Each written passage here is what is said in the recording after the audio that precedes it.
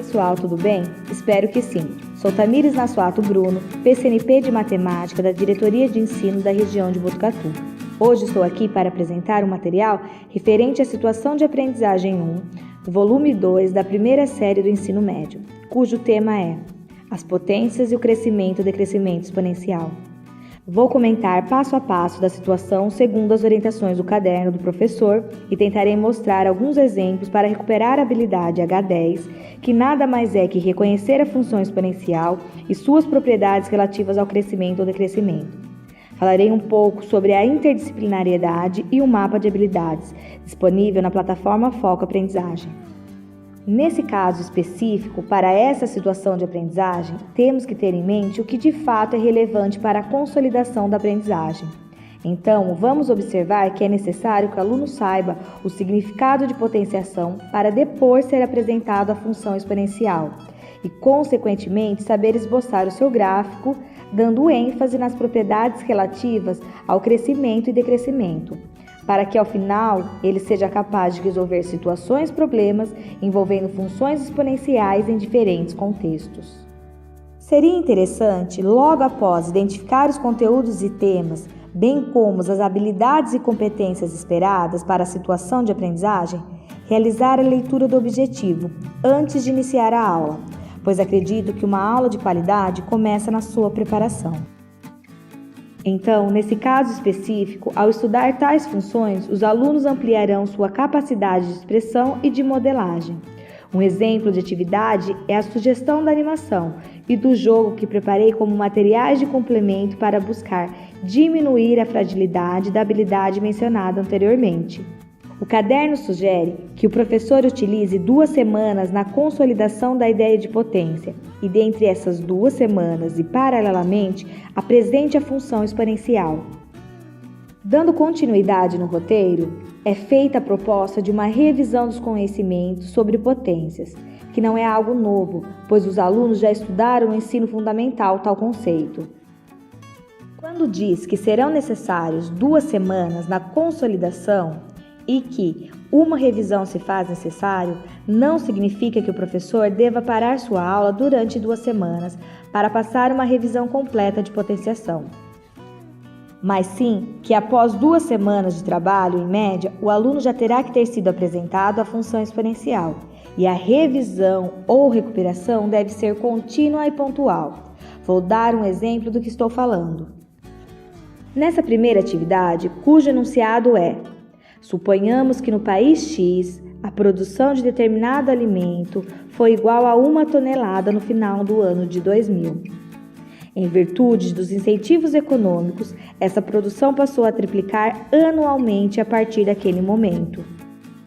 Acredito que após a leitura da tabela e antes ou durante a realização do comando da atividade, algumas perguntas poderão ser feitas, como: o que é triplicar? Vocês se lembram o que é potenciação? E nesse momento, seria interessante fazer uma breve retomada do conteúdo potenciação, lembrando que até o momento não estamos falando em habilidades. E uma terceira pergunta que envolve contextualização poderia ser: o que são incentivos econômicos? Na nossa cidade, existem tais incentivos? Professores, seria pertinente pesquisar se na cidade em que a escola está inserida existe algum tipo de incentivo. Normalmente, uma pesquisa rápida pela internet, essa informação é encontrada. Então, temos que ter em mente que é uma engrenagem, onde eu parto das definições dos alunos, faço a contextualização quando possível e trabalho a recuperação contínua e pontual. Prosseguindo o comando, agora é: tomando a situação descrita pela tabela apresentada na seção Leitura e Análise de Texto, como você representaria a produção P do país X meio ano após o início da produção? Novamente, seria necessário retomar paralelamente algumas propriedades das potências. Por exemplo, quando a base é igual, soma-se os expoentes. Nesse momento da aula, alguns erros poderão ocorrer. O aluno levantar a hipótese que, meio ano após o início, será um valor entre 3 e 9, por exemplo, o número 6.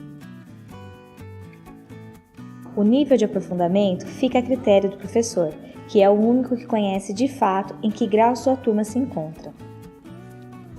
A segunda atividade tem o seguinte enunciado: para analisar a função exponencial y igual a a elevado a x, ou seja, f de x igual a a elevado a x, sendo a maior do que 0 e diferente de 1, para todo número real, construirmos a seguir uma tabela com diversos valores de x e os valores correspondentes de f de x, para alguns valores de a.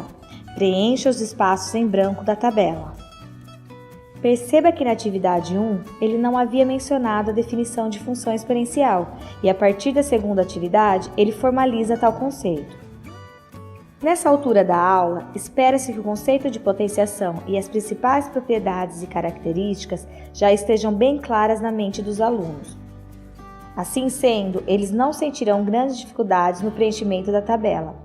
Mas, se mesmo assim dúvidas ainda existirem, uma breve explicação pode ser realizada, algo simples, que não tome muito tempo da aula.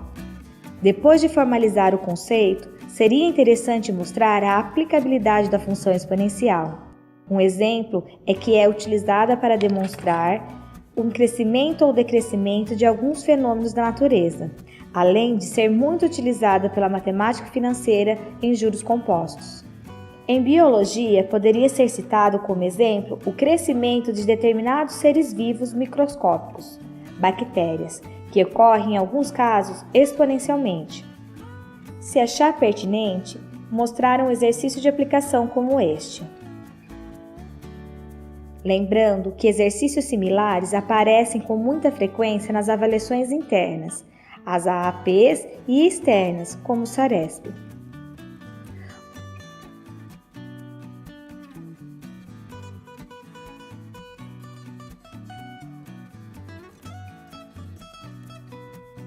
O terceiro exercício pede para esboçar os gráficos das funções exponenciais, dando ênfase na observação em relação ao crescimento e decrescimento, que, como mostrei no início da gravação, é a habilidade que apresenta o menor grau de domínio pelos alunos. Só para ressaltar que, como é uma habilidade que representa defasagem, deve-se dar uma atenção redobrada ao exercício 3. Prosseguindo o estudo do caderno, ele apresenta um quadro resumo, mas sugiro que os alunos construam seu próprio quadro resumo, com suas considerações e o que realmente, de fato, eles consideram importante para a aprendizagem. Em seguida, ele sugere o auxílio da tecnologia para a construção do gráfico, indicando alguns programas e sites. Bom, pessoal, espero ter ajudado na leitura e com os pontos de atenção. Encerro com a seguinte mensagem: tentar nem sempre é conseguir, mas todos que conseguiram, um dia tentaram. Obrigada e até uma próxima!